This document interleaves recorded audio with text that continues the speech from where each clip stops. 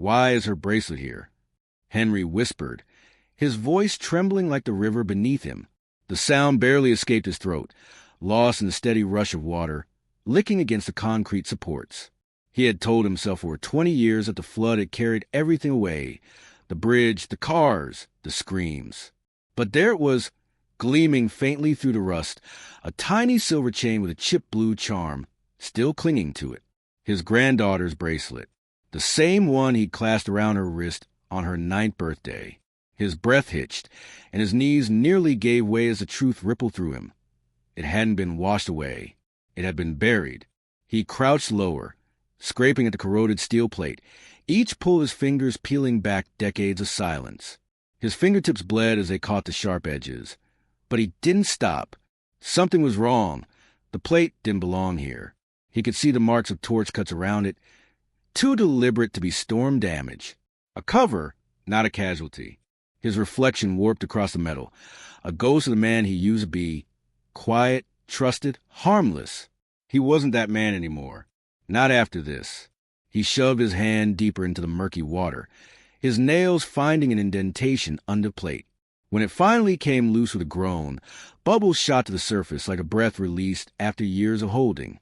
Behind the plate, wedged into the concrete, was a small brass bolt stamped with a company logo he hadn't seen since his working days, his old firm seal. Except he remembered something else. That bolt wasn't part of his original design. His throat went dry. The bridge had been altered. Henry sat back on the damp stone edge, staring at the bolt in his hand. His mind drifted to that night. The sirens, the floodlights cutting through rain. The sound was splintering and metal shrieking as the bridge gave way. He remembered her laughter just hours before, the way she had waved from the car window. The memory twisted in his gut like a blade. They said it was faulty design. They said he'd missed something, that his mistake had cost lives. But the weight of the bolt in his palm told a different story. Someone had changed his plans. Someone had replaced his materials, and they had buried the evidence under his guilt. By dusk, Henry was still there, soaked and shaking, staring at the spot where the bracelet had been trapped. The town had moved on. They'd rebuilt schools, repaved streets, held candlelight vigils that faded into routine. But the river hadn't moved on. It had kept its secret, patient as time itself. He rose slowly, feeling the stiffness in his knees protest. But his eyes were alive again, burning with something he hadn't felt in years. Purpose. He walked back to his truck parked near the construction site's fencing. The sign on the gate read, "Future site of Doss Memorial Bridge, rebuilding for tomorrow." He almost laughed at the irony. Tomorrow, they were rebuilding over the same lie, using the same hands that had stolen his granddaughter's life. He climbed into the driver's seat, water dripping off his jacket, and stared at the photo taped to his dashboard. Her school picture, faded from years of sunlight. Her smile was still too bright for the truth that had followed. "I'm sorry I didn't look closer," he whispered. Then, after a pause that cut through him like thunder, he added, "But I will now." That night, Henry spread his old blueprints across his kitchen table, the edges yellowed and brittle from time. His magnifying glass hovered over every line, every bolt, every load-bearing mark. He had drawn this bridge 30 years ago, back when his hands were steady and his faith in people unbroken. He knew every inch of it like the lines on his palm. And there, between the load columns, he saw the first lie. The company logo was different. Someone had swapped his reinforced steel for cheaper material and signed off under his name. The initials matched the same contractor, who now sat on the town council, R.M. Weller, the man who had shaken his hand at the memorial, who had said, "Henry, your bridge was beautiful. Sometimes nature wins." Nature hadn't won. Greed had. His jaw clenched until it hurt. He traced the altered line with his pen, whispering the words to himself like an oath. "You took her from me to save money." His hands shook, but not from weakness. He began sketching again, the new structure, the one they'd hired him to consult on. His role had been ceremonial, symbolic. They thought the old man would smile, take the check, and fade back into memory. But Henry was already rewriting the design. Quietly, carefully, patiently. Every line he drew now carried something their blueprints didn't: intent. The next morning, he returned to the site before sunrise. The mist rolled low over the river, curling around the broken remains of the old foundation. He knelt where he'd found the bracelet, cleaned the rust from the metal, and slipped the charm into his pocket. "You held on this long," he murmured. "And so will I." A younger worker approached from the scaffolding above. "Morning, Mr. Doss. You're here early." Henry forced a small smile. "Old habits," he said. "Bridges don't build themselves." The man nodded and left, not noticing the quiet fire behind Henry's eyes. He watched the river shimmer in the light, the reflection of the half-built structure bending and rippling like truth waiting to surface. He ran his thumb across the bolt again, the wrong bolt, and imagined each man who had signed that inspection report. They were older now, grayer, comfortable in their lives. But time, Henry thought, was the one thing you couldn't bribe or bury. He stood, pulling a small notebook from his jacket and jotting a few words beneath the name R.M. Weller. Below it, he wrote two others, Collins and Sharp, the men who had approved the budget, the men who had erased his reputation to save theirs. He closed the notebook softly, slipped it into his chest pocket, and whispered, "You built your bridge on her grave. Now I'll make sure it remembers." As he turned to leave, the morning sun caught the metal in his hand, and for a fleeting second it gleamed like gold, not in beauty, but in promise. Henry stared at it, his reflection flickering across the surface like a ghost finally waking. He pocketed the bolt, climbed into his truck, and started the engine. The river roared softly behind him, almost like applause for a performance that hadn't yet begun. "Those aren't my lines," Henry muttered, his voice breaking as he stared at the faded blueprint pin beneath the flickering light. His old magnifying glass trembled between his fingers. The inked curves and measurements, the bridge he had once drawn with pride and precision, were foreign now, mutilated by hands that didn't care what they were erasing. The signature at the corner was his, but the steel gauge, the load-bearing ratios, even the foundation depth had been altered. Not mistakes, decisions, deliberate ones. He traced the stamped initials below the changes, feeling the betrayal sting like a wound reopened. R.M. Weller, project director, the man who had shaken his hand at his granddaughter's funeral, who had promised to restore Henry's dignity, the same man whose name now hid beneath every wrong line. Henry exhaled shakily, leaning back in his chair, the blueprint crackling under his hands. The house was silent except for the hum of the refrigerator and the ticking clock above the sink, each tick like a nail driving deeper into his chest. For 20 years, he had believed he'd failed her. He'd carried that guilt like a coffin across his shoulders. Now he saw it clearly. They had buried her, not the river. His eyes burned as he rubbed them with the back of his sleeve. The lamp flickered again, and for a brief second, the reflection of his granddaughter's photo, framed beside the table, caught the light. Her smile, frozen in the innocence of childhood, seemed to stare right back at him, asking the question he'd avoided all these years. "Why didn't you fight?" Henry swallowed hard. He didn't have an answer then. But now, with this truth in his hands, he finally did. He wouldn't fight to clear his name. He would fight to clear hers. He reached for the rolled tubes of blueprints stacked in the corner, each one part of the New Doss Memorial Bridge project. They had hired him back as a consultant for symbolic involvement, a public gesture to redeem the name they once destroyed. He unrolled one of the new plans across the table, laying it beside the old. The parallels were unmistakable, same length, same structural logic, but the new foundation schematics had subtle differences, not errors, patterns. The same shortcuts, the same substitutions and material codes, all signed by the same officials. The corruption had never stopped. It had simply evolved. They weren't rebuilding in remembrance. They were repeating their crime in plain sight. Henry's breath grew shallow as realization hit him like a storm surge. If the new bridge failed, more lives could be lost. They weren't just thieves of his past. They were gamblers of the town's future. His mind raced back to the names he had written in his notebook yesterday. Weller, Collins, Sharp, the men who had turned his designs into coffins. He tore the page out, folded it carefully, and placed it on a cracked glass of the photo frame, beside his granddaughter's picture. "You'll help me remember," he whispered. He gathered the evidence slowly, methodically: blueprints, notes, material reports. Decades of engineering had taught him discipline, patience, silence. The same qualities that had made him easy to manipulate once would now make him dangerous. He packed the documents into an old leather satchel and stood, joints creaking like the aged floorboards beneath him. As he moved toward the door, his eyes caught the faint reflection of himself in the window. A man not broken by age, but sharpened by it. He turned off the lamp, plunging the room into darkness, except for the silver moonlight, tracing the lines of the bridge designs like veins. The next morning, he arrived at the municipal records office just as the custodian was unlocking the front door. "Morning, Mr. Doss," the young man greeted, fumbling with his keys. "You're early." Henry offered a faint smile. "Habit," he said, stepping inside. The air smelled of old paper and disinfectant. He made his way toward the archives, passing rows of dusty cabinets, filled with years of forgotten documents. He knew exactly where to look.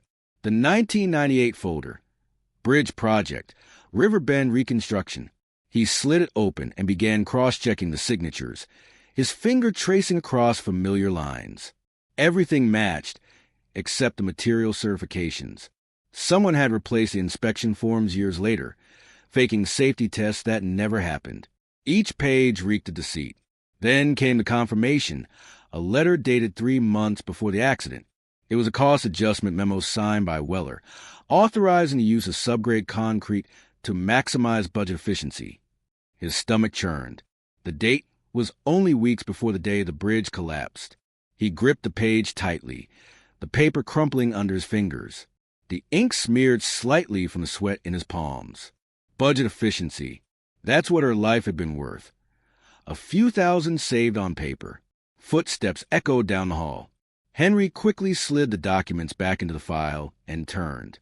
A man in a press suit approached, smiling too warmly. "Mr. Doss," he greeted. "Didn't expect to see you here so early. Doing a little nostalgia trip." It was Mark Collins, city treasurer, one of the 3 names in Henry's notebook. Henry studied him for a long moment before replying, his tone calm but edged with quiet venom.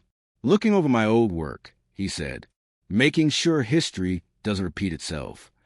Collins chuckled, oblivious to the storm beneath the old man's voice. "Well, that's why we brought you back, isn't it? You're the legacy of this town." Henry smiled faintly. "Legacy," he echoed. "Funny word for something built on ruins." Collins patted his shoulder, dismissive. "Try not to dig too deep into the past. Henry, it's already buried." The words lingered like poison in the air long after Collins left. Henry turned back toward the files, gripping the drawer until his knuckles whitened. "Not deep enough," he murmured. That night back home, he sat again by the kitchen table. The documents lay spread before him like pieces of a puzzle. The lines connected, the alterations, the bribes, the forged safety tests. Everything pointed to Weller and his circle.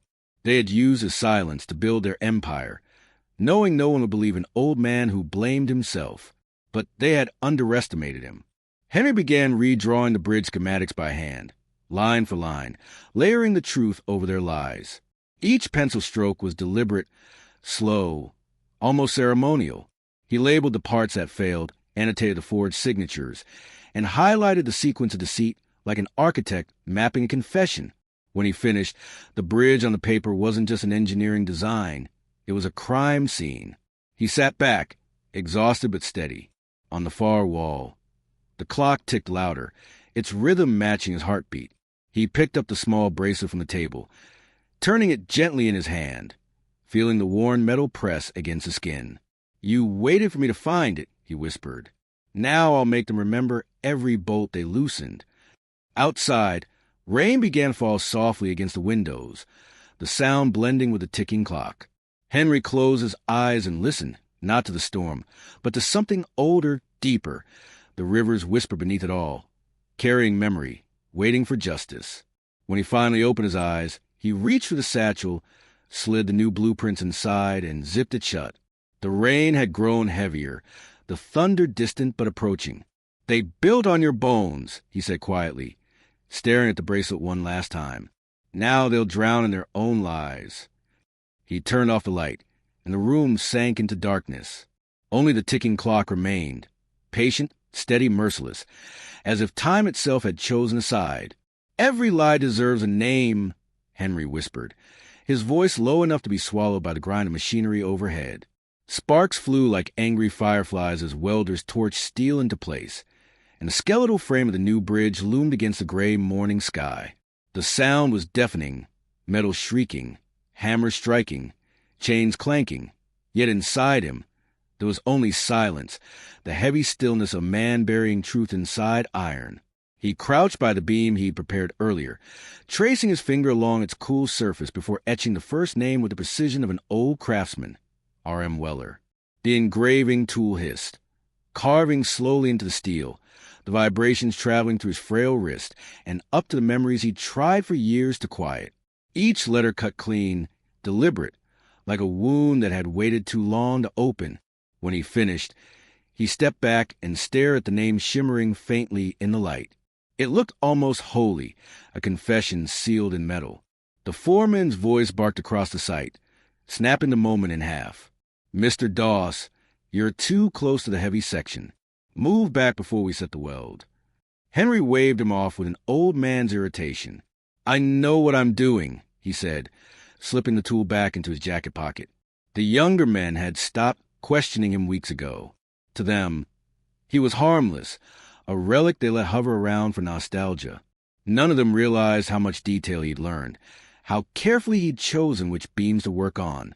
Every piece he touched carried something they couldn't see, a name, a date, a truth pressed into silence.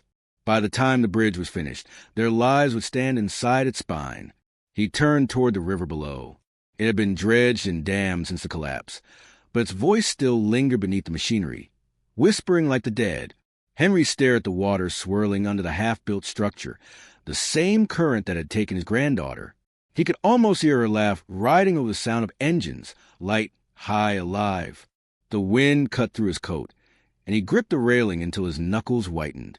"They built over you once," he murmured. "This time, you'll be the one who holds them up." By afternoon, the crew broke for lunch, scattering across the site with thermoses and cigarettes. Henry stayed behind. He worked quietly, pulling out a small chisel he brought from home, an antique tool from his days as an apprentice. He knelt near a support column and began carving again, this time slower, more deliberate. "M. Collins." He paused after finishing the last letter, wiping the sweat from his forehead. Each name was a burden lifted, but also another step deeper into danger. If anyone found out, they'd remove him from the project. Maybe worse. But fear didn't move him anymore. He'd spent half his life being afraid, of judgment, of mistakes, of the past. Now, all that remained was the need to finish before time, or guilt stopped him. A faint voice startled him. "Mr. Doss?" He turned quickly. It was Lily, the project civil intern, barely 25, notebook in hand, eyes bright with curiosity. She was the only one on site who treated him like more than a relic. "You forgot your safety tag," she said, handing it to him. He took it, nodding silently. Her gaze drifted to the column behind him. "What are you writing on the beams?" she asked softly, half smiling. Henry's heart thudded. He hesitated, then forced a weak grin. "Old habit," he said. "Used to mark sections I was proud of. Helps me remember where I left a part of myself." Lily smiled. "I like that. You've got a poet's hands, Mr. Doss." "Just a builder's," he said, pocketing the tag. "Poets use words that fade. Builders use things that last." When she left, he stood there for a long moment, feeling the weight of the lie he'd just told. The truth didn't fade either. It waited. It rusted. It remembered. That evening, the sky burned red over the horizon as the crew packed up. Henry stayed again, pretending to double-check measurements. As dusk settled, the machinery quieted, and the last of the workers' laughter faded into distance. He was alone with the skeleton of the bridge, a cathedral of metal and silence. He moved beam by beam, engraving the final name, Sharp. His hand trembled slightly as he carved the last letter. When it was done, he placed his palm against the cool surface and whispered, "Now you'll hold more than weight." A single headlight beam cut through the dusk. A black sedan rolled up near the site gate. Henry froze. The car door opened, and R.M. Weller stepped out, older, broader, his silver hair slicked back, his face painted with authority. He wasn't supposed to be here. "Evening, Henry," Weller called, his tone too casual. "Still working overtime for free?" Henry straightened slowly. Old habits die hard. Weller smirked, lighting a cigar. The smoke curled against the dying light. "You know, I always admire that about you. Your loyalty, even after all these years." He stepped closer, his polished shoes crunching against gravel. "But you should be enjoying retirement, not scraping at old ghosts." Henry said nothing. The man's confidence was the same as it had been the night he lied to the press, calling the collapse a tragedy of nature. He remembered standing beside him as they lowered the bodies from the wreckage, Weller's hand on his shoulder like sympathy carved from deceit. "You're rebuilding the bridge that took your name down," Weller continued, exhaling smoke. "That must feel good, huh? Full circle." Henry's eyes flicked toward the engraved beam behind him, the one carrying Weller's name. "Feels heavy," he said quietly, "like it remembers." Weller frowned slightly, studying him. "You always were sentimental. Don't get too lost in the past. These things, they stay buried for a reason." Henry's lips tightened. So do bodies. The silence between them deepened. The wind hissed through the half-finished trusses, making the cables moan. Weller's smirk faltered. "Careful, Henry. Some things aren't worth digging up." Henry met his gaze, steady and unblinking. "You already dug the hole," he said. "I'm just showing people where you left the shovel." For the first time, Weller looked unsettled. He crushed the cigar underfoot, the ember dying with a faint hiss. "You've been through a lot," he said finally. "Don't make trouble for yourself." He turned, walking back to his car. Time has a way of forgiving things. Let it. Henry watched the sedan disappear into the dark, his hands clenched around the chisel until his knuckles whitened. Forgiveness was for the innocent. Time didn't forgive, it remembered. He turned back toward the steel, the letters gleaming faintly in the orange of the setting sun. The engraved names cast shadows across the concrete, stretching long and thin, like ghosts reclaiming their place in the light. He pressed his hand against Weller's name one last time. When the wind rose again, it carried a faint echo through the hollow structure, a sound almost like a heartbeat beneath metal. Henry smiled faintly and whispered, "Tomorrow we begin the decking." The bridge answered with silence, patient and waiting, the kind that comes right before truth breaks loose. Who wrote this? The mayor's voice cracked through the cold night air like a whip. The question hung above the crowd gathered at the base of the new Doss Memorial Bridge, every face turning toward the gleaming steel beams as the floodlights blazed alife. The words carved across the metal shimmered in the glare. R.M. Weller, M. Collins, D. Sharp, each name etched in steady, deliberate strokes, followed by one line that made the entire riverfront fall silent. They traded lives for profit. Henry stood near the back, his weathered hands clasped behind him, the faint glow of the lights catching the edge of his glasses. His heart pounded like the drum of the machinery he had lived around his whole life. The truth had finally surfaced, not in reports, not in whispers, but in the steel they had built their lives upon. The river carried its reflection across the water like scripture. The murmurs spread quickly. Camera flashes burst through the air, officials muttering into phones, security rushing to the engraved pillars. Weller's face, once carved with confidence, drained of color as he stepped forward, squinting at his name carved into the heart of his own legacy. "Shut those lights off," he barked, but the electricity refused to obey. The new system Henry had personally wired flickered, not out of failure, but precision. Every spotlight on the bridge focused downward, illuminating each engraved section in order, like pages of confession being read aloud. Henry's hands trembled slightly in his coat pockets as he felt the vibration of the system humming. His final design. Lily, the young intern, stood at the far edge of the platform, holding a tablet linked to the lighting control. She glanced across the crowd, her eyes finding Henry's. He gave her the faintest nod. She swallowed hard and pressed a button. A final beam of light struck the centerpiece column, the oldest one, built from the salvaged metal of the original bridge. It bore no name, only a short inscription, engraved deep in the rest. For the innocent who never came home. Gasps spread to the crowd like wind through dry grass. Henry could hear people whisper his name now, not in pity, but in realization. The reporters turned from Weller to him, microphones raised, questions firing. "Mr. Doss, did you do this?" one shouted. Henry stepped forward slowly, each footstep measured and sure. The hum of the lights, the rustle of the river, the faint click of cameras. It all blended into a steady rhythm, like the heartbeat of truth coming alive after years of silence. He stopped near the base of the pillar, looking up at the engravings glowing above him. His voice was calm, almost tender when he finally spoke. "Those names belong here," he said. "They've been part of this bridge longer than anyone knew." The crowd murmured again. Weller pushed forward, his composure cracking. "You're out of your mind," he spat.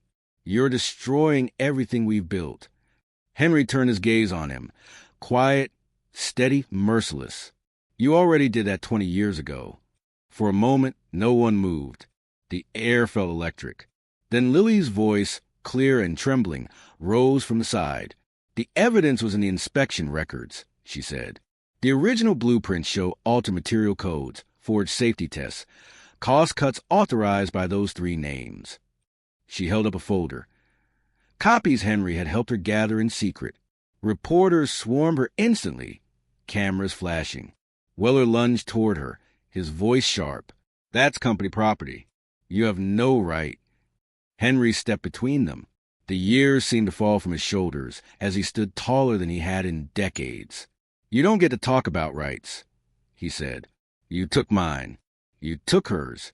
His hand reached into his coat pocket, pulling out the tiny blue bracelet, the one he found trapped beneath the foundation weeks ago.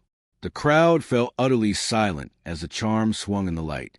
"She was 9 years old," he said, his voice cracking but strong. "You buried this under your steel. I'm just giving it back to her." The weight of the words settled like stone. Weller froze, the defiance in his eyes fading into something hollow. The mayor stepped forward, whispering urgently to an aide. Within moments, uniformed officers began pushing through the crowd. Collins and Sharp, pale and sweating, slipped away toward the parking lot, but the journalists followed like hawks. Flashbulbs popped, voices rose. The town that had once turned its back on Henry was now turning on its false heroes. Henry didn't move. He just stood there, watching chaos unfold in front of the monument built from his grief. He could feel the heat of the floodlights on his skin, smell the cold metal that had once betrayed him. Somewhere deep in his chest, the years of silence cracked open like breaking ice. For the first time since the collapse, he allowed himself to cry, not with guilt, but with relief. The truth was free, and it didn't need his permission to burn. A soft voice beside him broke the moment. Lily had come to stand next to him, holding out her hand for the bracelet. "May I?" she asked quietly. Henry nodded. She stepped toward the memorial beam and hooked the bracelet around a small notch in the steel where the light hit directly. It glimmered faintly in the reflection, fragile, defiant, eternal. The mayor turned to Henry, his tone subdued now, almost reverent. "Mr. Doss, we didn't know." Henry looked at him, eyes tired but alive. "You didn't want to know," he said simply. "But the river did. It never forgot." A faint rumble of thunder rolled in the distance, and the lights flickered as a gust of wind swept across the bridge. The engraved names gleamed one last time before the power dipped, plunging the scene into dimness. Henry turned away, his shadow stretching long across the concrete as he walked toward his truck. "Where will you go now?" Lily asked, following a few steps behind. He paused, glancing back at the bridge glowing faintly under the storm clouds. "Home," he said softly. "There's a piano that needs tuning." She smiled faintly, not understanding the full weight of it, and he nodded once before climbing into the driver's seat. As he drove off, the rain began to fall, soft and relentless, washing the fresh welds, tracing over the carved names like tears turned to light. Behind him, the Doss Memorial Bridge stood illuminated by lightning flashes, not as a symbol of tragedy anymore, but of reckoning. And as the storm deepened, the last flicker of light reflected off the bracelet on the pillar, shimmering above the dark river like a heartbeat that refused to stop. Fire, make sure to like this channel, subscribe, and enjoy the videos.